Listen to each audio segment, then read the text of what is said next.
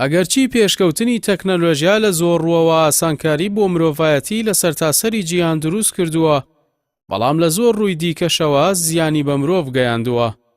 یەکێک لەو زیانانە ئەوەیە ئێستا خەڵکی بەوەی پشتبەستن بە تەکنەلۆژیاوە لە زۆرینەی بوارەکان بەتایبەت لە نووسیندا ویست و حەزی بۆ فێربوون نەماوە. بەواتایەکی دیکە توانای بیرەوەری لاواز بووە و تەمەڵ بووە. بەواتایەکی ڕوونتر خەڵک لە بری ئەوەی مێشکی بجوڵێت بۆ ماوەیەکی زیاتر چالاکی بکات، ئەوەی ئەیەوێت بە کاتێکی کەم لە ڕێی تەکنەلۆژیاوە دەیکات. لە جیهانێکدا کە قەڵەم و کاغەز خەریکە دەبنە یادگاری، شارەزایان هۆشداری دەدەن لەوەی ڕەنگە ئەمە هەڕەشەیەک بێت بۆ سەر زمان و یادەوەری مرۆڤ. شارەزایان ئاماژە بەوە دەکەن زیادبوونی پشتبەستن بە تەکنۆلۆژیا لە ژیانی ڕۆژانەماندا و کەمبوونەوەی بەکارهێنانی دەستنووس لەگەڵیدا ڕەنگە ببێتە هۆی لاوازبوونی زمان و توانای بیرەوەری خەڵک. بۆ چەندین سەدا قەڵەم و کاغەز بنەماکانی پەیوەندی مرۆڤ بوون پێشەوەی ئامرازە دیجیتاڵیەکان بە خێرایی دەست بکەن بە جێگرەوەیان. لە کاتێکدا پەیام و تێبینی ئێستا لە ڕێگەی شاشە و بەکارهێنانی کیبۆرد و تەنانەت لە ڕێگەی فەرمانی دەنگیشەوە دەنووسرێت.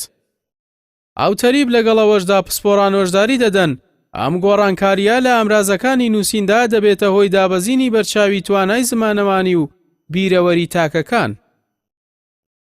بە وتەی شارەزایان نووسین بە قەڵەم لە ماوەی فێربوون و دەستکەوتی ئەکادیمیدا کاریگەرتر و سوودی زیاترە. قەڵەم و دەستنووس لە قۆناغە سەرەتایەکانی خوێندن سوودێکی بەرچاو بۆ فێربوون و یادەوەری دەهێنن. بە پێچەوانەوە نووسینی دیجیتاڵی بە تایبەت لە ڕێگەی سۆشیال میدیاوە کاریگەری سنوورداری لەسەر بەرزکردنەوەی تواناکانی زمان هەیە. ئەو کات هۆشداری دەدەن لە دروستبوونی نەوەیەک کە بە شێوەیەکی ئەڕەمەکی دەنووسن و بە هیچ شێوەیەک یاساکانی نووسین تەنانەت لە زمانی دایکشیاندا نازانن. بە پێی لێکۆڵینەوەکان نووسین ڕێگەمان پێدەدا زمان بە شێوەیەکی کاراتر بەکاربهێنین. بەڵام ئەگەر خۆمان لە نووسین بە دوور بگرین توانای فێربوونمان لاواز دەبێت. هەر بۆیە گەیشتن بە کەلتوری بەرز، ئەدەبیاتی بەرز یان زانستی پێشکەوت و پێویستی بە مەشقکردنی زیاتری نووسین هەیە. پسپۆڕان باز لەوە دەکەن ئەگەر گەنجێک ئاواتەخوازیەوە ببێت لە داهاتوودا ببێتە سیاسەتمەدار، زانا یان کەسایەتیەکی کلتوری، ئەوا دەبێت بە زمانێکی دروست و قوڵ قسە بکات و بنووسێت. هەروەها دەڵێن کاتێک بەدەست دەنووسین بیرکردنەوەکانمان ڕێک دەخەین و بە وردی وشەکانمان هەڵدەبژێرین. ئەمەش بە شێوەیەکی ئێرێنی لە زمانی قسەکردنماندا ڕەنگ دەداتەوە. بەڵام لەگەڵ دابەزینی مەشقی دەستنووس تواناکانی دەربڕین ڕووکەشتر دەبن.